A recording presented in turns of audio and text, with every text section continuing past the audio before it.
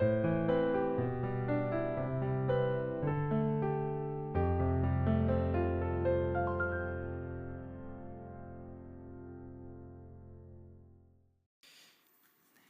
기도하심으로 7월 10일 월요일 매일 주심 기도회 시작하겠습니다.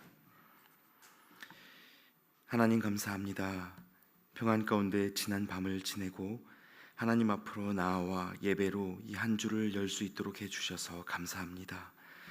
우리가 이 한 주를 사는 동안에 하나님을 예배할 뿐만 아니라 이웃을 돌아보게 하시고, 이 여름 더위와 장마로 어려움을 당하는 이들이 있다면 우리가 할 수 있는 일들을 생각나게 하셔서 위로와 공감과 회복의 은혜가 있는 시간을 살아내도록 역사하여 주시옵소서.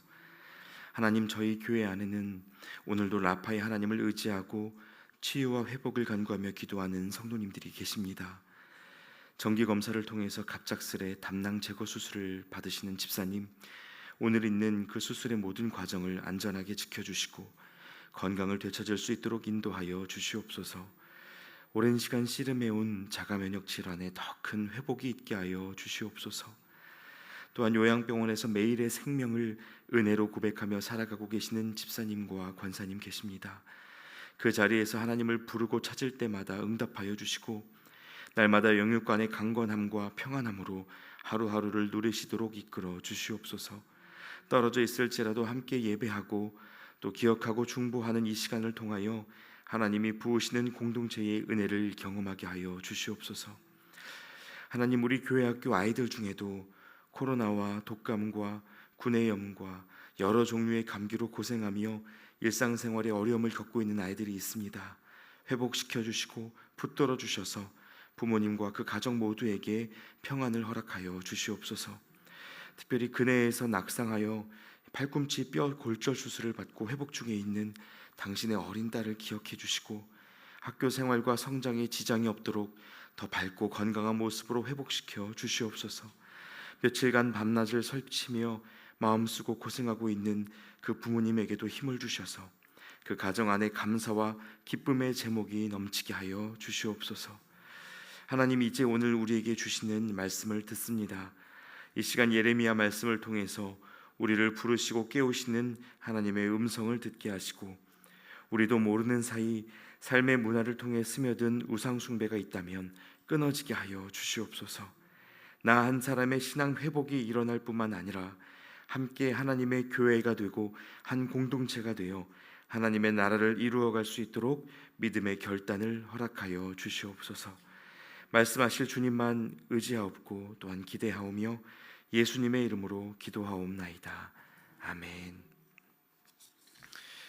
네, 여러분 평안히 주무셨죠? 네, 잘 오셨습니다. 오늘도 하나님께서 저희를 예배의 자리로 불러주셨는데 말씀을 통해 하나님을 만나고 또 하나님과 행복한 동행을 시작하실 수 있기를 축복합니다. 오늘 우리에게 주시는 하나님의 말씀 이제 함께 보겠습니다. 오늘 주시는 하나님의 말씀은 예레미야 2장 29절부터 37절까지의 말씀입니다. 예레미야 2장 29절부터 37절까지의 말씀을 저와 여러분이 한 절씩 교독하시고 마지막 9절은 합독하겠습니다. 너희가 나에게 대항함은 어찌 됨이냐? 너희가 다 내게 잘못하였느니라. 여호와의 말씀이니라. 내가 너희 자녀들을 때린 것이 무익함은 그들이 징계를 받아들이지 아니함이라. 너희 칼이 사나운 사자같이 너희 선지자들을 삼켰느니라. 너희 이 세대여, 여호와의 말을 들어보라. 내가 이스라엘에게 광야가 되었었느냐? 캄캄한 땅이 되었었느냐? 무슨 이유로 내 백성이 말하기를 우리는 노였으니 다시는 죽게로 가지 아니하겠다 하느냐? 처녀가 어찌 그의 폐물을 잊겠느냐? 신부가 어찌 그의 예복을 잊겠느냐? 오직 내 백성은 나를 잊었나니 그 날수는 셀 수 없거늘. 네가 어찌 사랑을 얻으려고 네 행위를 아름답게 꾸미느냐? 그러므로 내 행위를 악한 여자들에게까지 가르쳤으며 또 내 옷단에는 죄 없는 가난한 자를 죽인 피가 묻었나니 그들이 담구멍을 뚫었기 때문이 아니라 오직 이 모든 일 때문이니라. 그러나 너는 말하기를 나는 무죄하니 그의 진노가 참으로 내게서 떠났다 하거니와 보라, 내 말이 나는 죄를 범하지 아니하였다 하였으므로 내가 너를 심판하리라. 네가 어찌하여 네 길을 바꾸어 부지런히 돌아다니느냐? 네가 앗수르로 말미암아 수치를 당함 같이 또한 애굽으로 말미암아 수치를 당할 것이라. 함께 읽습니다. 네가 두 손으로 네 머리를 싸고 거기서도 나가리니 이는 네가 의지하는 자들을 나 여호와가 버렸으므로 네가 그들로 말미암아 형통하지 못할 것임이라. 아멘. 지난주부터 저희는 이제 예레미야서를 새롭게 묵상하고 있습니다. 이 예레미야서는 이사야, 에스겔 그리고 다니엘과 더불어 대예언서에 속한 책인데요. 기원전 720년경 북이스라엘이 멸망하고 100년이 지난 후에 이스라엘의 남은 남쪽 민족, 그러니까 남유다의 패망기에 활동했던 예레미야 선지자의 메시지를 담고 있습니다. 이미 100년 전에 북이스라엘이 멸망하는 현실을 모두가 알고 있었기 때문에 당시 남유다가 가고 있는 그 삶의 방향, 그 불신앙에 대해서 하나님의 선지자들은 더 큰 경각심을 가질 수밖에 없었습니다. 그래서 잘 아시는 것처럼 예레미야는 눈물의 선지자라는 별명을 갖고 있었는데요. 하나님의 말씀을 선포하며 우는 그의 모습이 지극히 무력하고 무의미해 보였지만 그의 눈물이야말로 당시 이스라엘 백성들이 직면한 그 신앙의 현실과 하나님의 마음을 대변하기에 가장 정확하고 또 적합한 도구였습니다. 그래서 여러분, 이 예레미야 말씀을 묵상하는 동안에는요, 저희도 한 번쯤 생각해 볼 필요가 있습니다. 여러분, 저와 여러분은 무엇 때문에 울고 계십니까? 사람이 사는 동안 참 울 일이 많이 있죠. 웃을 일, 기뻐할 일도 많지만 육신을 입고 살아가는 우리가 극복하지 못하는 여러 가지 문제들로 인해서 울 일도 참 적지 않습니다. 그리고 사람이 무엇 때문에 우는지를 보면 지금 그 사람의 마음이 어디에 있는가를 알 수 있기도 합니다. 나는 지금 무엇 때문에 탄식하며 우는가? 이것을 살펴보면 지금 우리의 신앙의 방향이 하나님을 향하고 있는지 나 자신을 향하고 있는지 어느 정도는 확인해 볼 수 있다는 것이죠. 오늘 말씀 속에서 예레미야가 우는 이유는 명확했습니다. 하나님을 잊은 이스라엘 백성들의 모습, 그리고 그들에게 임박한 하나님의 심판 때문에 울었습니다. 예레미야 나이가 10대 후반 정도였다고 말씀을 나누었었는데요. 그때면 여러분, 좋아하는 이성 때문에 울고 또 성적 때문에 울고 가정에서 겪는 어려움이나 미래에 대한 불안 같은 것들 때문에 울고 하는 그런 때이지 않습니까? 그런데 예레미야는 하나님을 떠난 자기 민족의 모습 때문에 울었다고 합니다. 여러분, 저는 오늘의 우리에게도 이 마음이 회복될 수 있으면 좋겠습니다. 각자가 가진 여러 가지 삶의 문제 때문에도 울 수가 있고 또 울어야 하겠지만요, 우리 자신과 이 나라를 바라보는 하나님의 마음 때문에, 하나님을 잊은 세상 때문에 울 수 있는 그 예언자적 삶이 저희 모두에게 회복될 수 있으면 좋겠습니다. 예레미야 시절의 많은 사람들은요, 이 마음을 완전히 상실한 상태에 있었습니다. 광야에서 그들의 걸음을 인도하셨던 하나님에 대한 기억과 추억을 다 잊은 상태였고요, 그저 그 땅에서 풍요와 안정을 누리며 살아가는 데에 온 마음이 집중되어 있었다는 것입니다.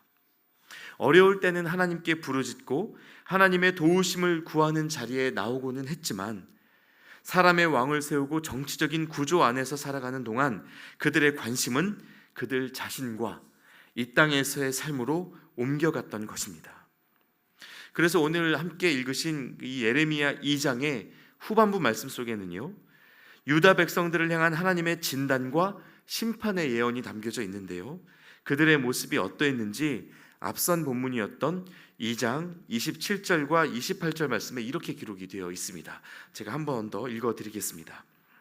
그들이 나무를 향하여 너는 나의 아버지라 하며 돌을 향하여 너는 나를 낳았다 하고 그들의 등을 내게로 돌리고 그들의 얼굴은 내게로 향하지 아니하다가 그들이 환난을 당할 때에는 이르기를 일어나 우리를 구원하소서 하리라. 너를 위하여 네가 만든 내 신들이 어디 있느냐? 그들이 네가 환난을 당할 때에 구원할 수 있으면 일어날 것이니라.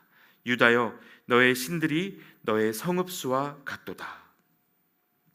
한때 하나님만을 섬겼던 유다 백성들이요, 이제 나무를 향하여 아버지라고 부르고 돌을 향하여 네가 나를 낳았다라고 말할 정도로 헛된 것에 그 마음이 묶여 있었다는 말입니다. 그러다가도 환난을 당하면 다시 하나님 앞으로 나아와서 우리를 구원하소서 기도했다는 것이죠. 자기 자신들의 안녕을 위해서라면 나무도 돌도 그리고 하나님도 차별 없고 구별 없이 신으로 섬기다 보니 유다여 너의 신들이 너의 성읍수와 같도다라고 말씀하실 만큼 많은 신들이 섞여서 살아가는 그 상태에 남유다의 백성들이 놓여 있었다는 것입니다. 여러분, 지금 이 메시지는요, 오늘날 우리가 살아가는 모습을 참 날카롭게 꼬집어주는 말씀입니다. 이 시대 많은 그리스도인들이 가진 신앙의 어려움은 하나님을 섬기지 않기 때문이 아닙니다. 한국교회 교인 수가 줄었다고 하지만요, 그래도 여전히 많은 사람들이 주일에 교회를 찾고 예배 생활에 몸담고 살아갑니다. 하나님 믿는 사람 주변에서 곧잘 만날 수 있습니다. 그런데 문제가 무엇일까요? 그들이 하나님만 섬기는 것이 아니라는 점입니다. 하나님을 섬긴다고 하면서도 돈 문제, 자녀 문제, 내 생명과 안위의 문제를 해결해 주는 존재라면 얼마든지 그 앞에 엎드려 예배할 수 있는 것이 이 시대 신앙의 현실이라는 것입니다. 그리고 여러분, 이러한 신앙의 변질은요, 결코 개인의 문제로 남지 않습니다. 이것은 반드시 그 사회와 공동체의 어떤 문화를 형성하고요, 반복적으로 이어지는 죄악의 열매를 낳습니다. 하나님이 때마다 선지자를 보내시고 또 말씀하시고 민족을 일깨우고자 하셨던 이유가 바로 이 때문인데요, 한 사회에 신앙의 변질이 낳는 죄악의 열매들이 무엇인지 오늘 말씀을 통해서도 그 힌트를 찾아볼 수 있습니다. 이제 그것을 세 가지 단계로 살펴보려고 하는데, 여러분 먼저 33절과 34절 말씀을 다시 한번 보겠습니다. 네가 어찌 사랑을 얻으려고 네 행위를 아름답게 꾸미느냐. 그러므로 네 행위를 악한 여자들에게까지 가르쳤으며 또 내 옷단에는 죄 없는 가난한 자를 죽인 피가 묻었나니 그들이 담구멍을 뚫었기 때문이 아니라 오직 이 모든 일 때문이니라. 자, 33절 말씀에 사랑을 얻으려고 행위를 아름답게 꾸민다라는 표현이 있고요, 34절에는 네 옷단에 죄 없는 가난한 자의 피가 묻었다라는 말씀이 있습니다. 자기 자신을 꾸미고 포장하는 동안에, 자기 살 길을 찾기 위해서 스스로의 삶을 가꾸는 동안에 그 옷에 묻어나고 있는 가난한 자의 피를 외면하는 사회적인 구조가 만들어져 있다는 것입니다. 그런데 여러분, 이렇게 나 자신에게만 집중되어 있는 자기 사랑, 그 왜곡된 경쟁이 이 변질된 신앙의 첫 번째 열매라고 말할 수 있습니다. 말하자면요, 많이 가진 자가 승리하고 갖지 못한 자가 버려지는 이 경쟁적 사회 구조를 담습하고 용인하는 것입니다.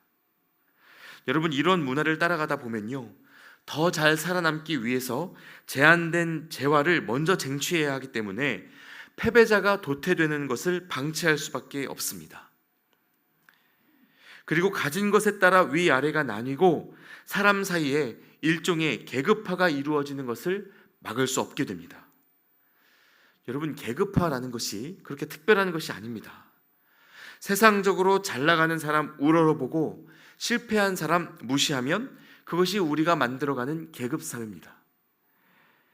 여러분, 이러한 모습이 그야말로 오늘날 우리 사회의 모습 아닙니까? 소위요, 이 벤츠 타면 존중받고 경차 타면 무시당하는 문화에 얼마나 많은 그리스도인들이 동참하고 있는지 모릅니다.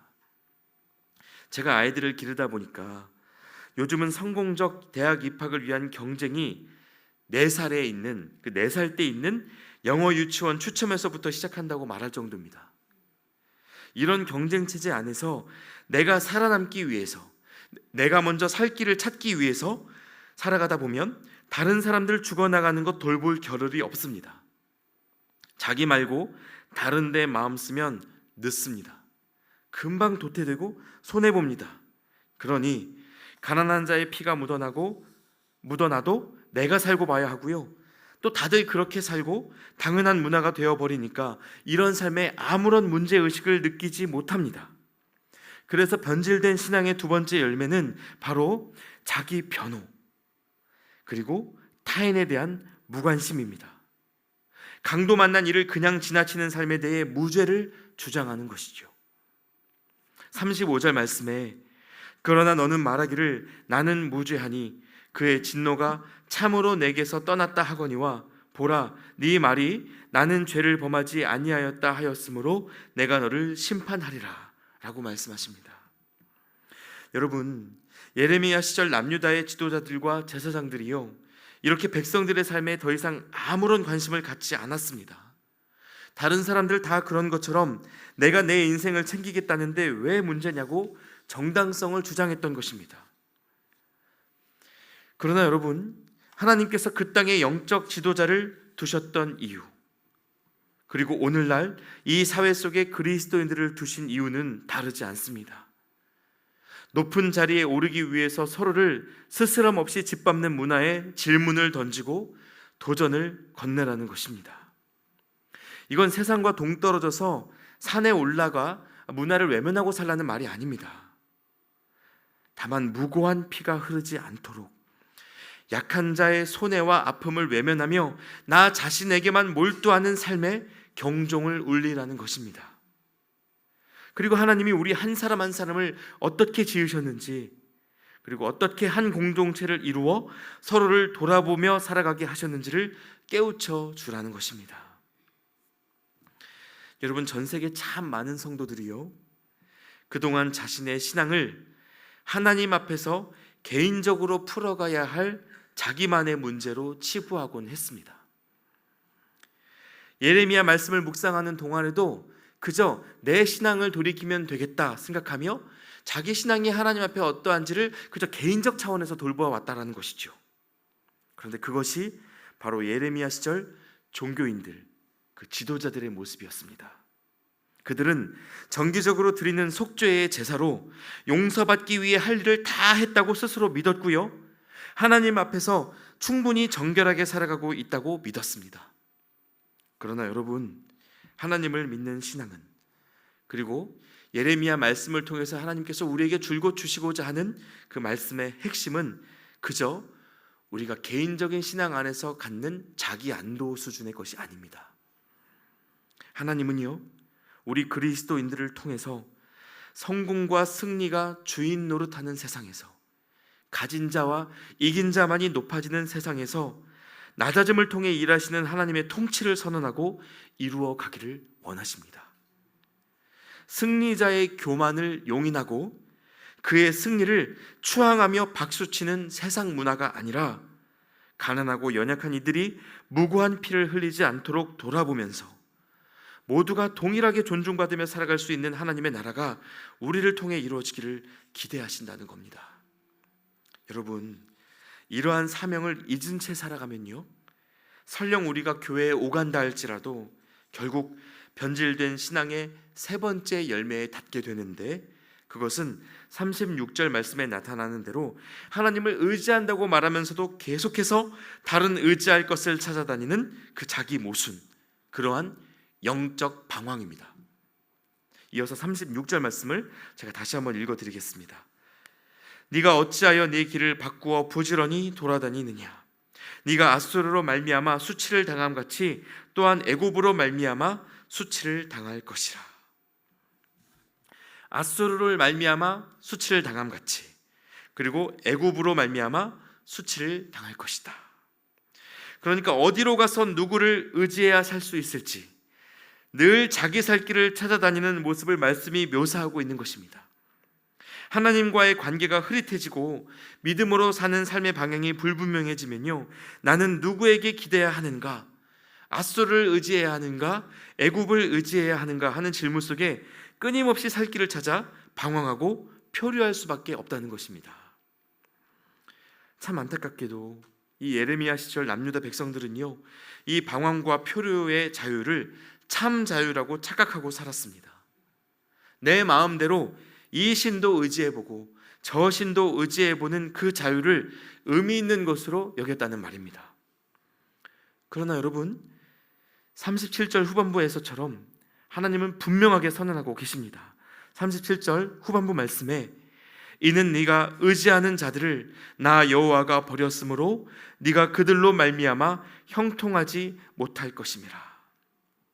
여러분, 하나님이 아닌 어떤 것도 우리를 온전하게 지탱해 줄 수 없습니다. 하나님 아닌 다른 어떤 세상적 세력을 우리가 찾고 의지한다 하여도 우리가 그것에서 안전할 수 없습니다. 우리는 오직 하나님 안에서, 하나님의 말씀 안에서만 자유와 생명을 누릴 수 있습니다. 다른 어떤 것을 의지하고 붙잡아야 살 수 있을 것 같고 이길 수 있을 것 같지만, 여러분, 예수 그리스도의 십자가, 그 낮아짐과 희생의 길 외에 우리가 갈 다른 길은 없습니다. 그러므로 여러분, 이 세상이 부추기는 왜곡된 경쟁과 이웃에 대한 무관심, 그리고 끊임없이 하나님 아닌 것들을 찾아 헤매는 그 영적 방황으로부터 자유하실 수 있기를 바랍니다. 온통 자기에게 집중되어 있는 그 인생의 방향성을 다시 하나님께로 돌이키고 이 선지자의 심장으로, 예레미야의 마음으로 세상과 이웃을 돌아보며 살아가시는 이 하루가 되시기를 축복합니다. 그런 우리의 삶을 통해서 하나님은 우리 각 사람을 회복시킬 뿐만 아니라 이 나라와 문화를 새롭게 이끌어 주실 줄 믿습니다. 함께 기도하겠습니다. 하나님, 감사합니다. 오늘도 우리에게 말씀해 주시고 하나님을 잊어버린 시대와 민족을 품고 애통했던 예레미야의 심정을 가르쳐 주셔서 감사합니다. 저희가 구별된 믿음을 가지고 살아간다는 것이 이 땅의 문화를 거스르는 일이 되고 또 손해보고 도태되는 일이 되어서 믿음으로 한 걸음 떼기가 어렵고 또 버겁게 느껴질 때가 얼마나 많은지 모르겠습니다. 하나님, 그런 우리를 불쌍히 여겨주시고 하나님만을 붙드는 담대한 믿음으로 살아갈 수 있도록 도와주시옵소서. 오로지 자기 자신에게만 몰두하여 남을 누르고 오르는 데에 목표를 둔 이 세상 한복판에서 십자가의 가치, 낮아짐의 능력을 증거하고 그렇게 하나님의 나라를 이루어가는 우리 모두의 오늘이 될 수 있도록 역사하여 주시옵소서. 도우시고 이끌어 주실 주님만을 의지하오며 예수님의 이름으로 기도하옵나이다. 아멘. 이제 하나님 앞에 각자의 기도 제목으로 기도하겠습니다.